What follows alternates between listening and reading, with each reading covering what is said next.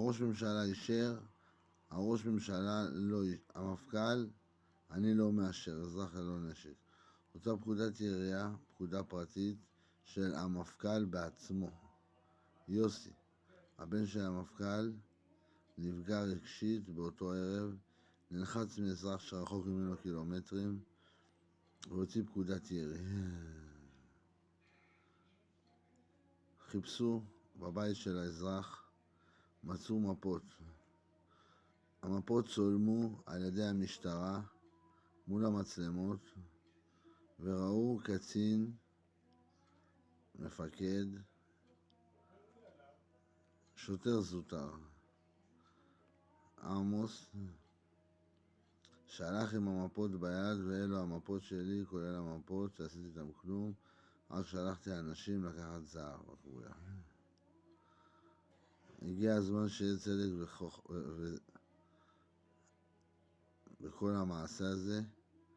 הראש ממשלה, נפתלי בנט, אינו חייב, וגם הילד שדה, הם חייבים בנזק שנגרם לי, רק על אלצהיימר, 1,872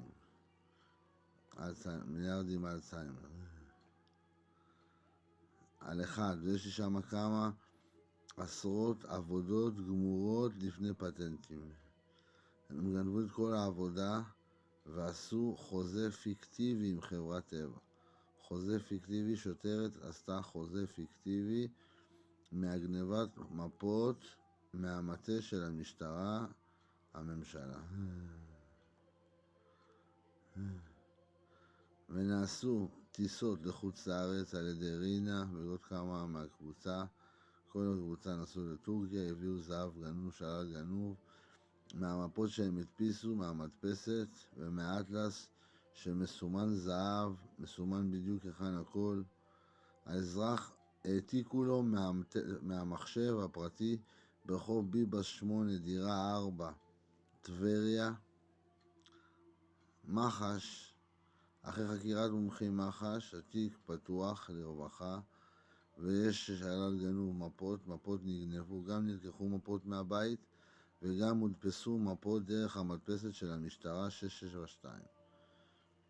בפקודת ספר החוקים של המדינה והממשלה, אין רשות לשוטרים והשוטרות שרוצים להגן על התכשיטים שאולי האזרח ימות, כי גם אם כן, גנבת חומר חקירה סודית, מפות, שלל גנוב, הכל שייך לאזרח ולקרובים שלו ולרחוקים שלו בקנדה ובארצות הברית.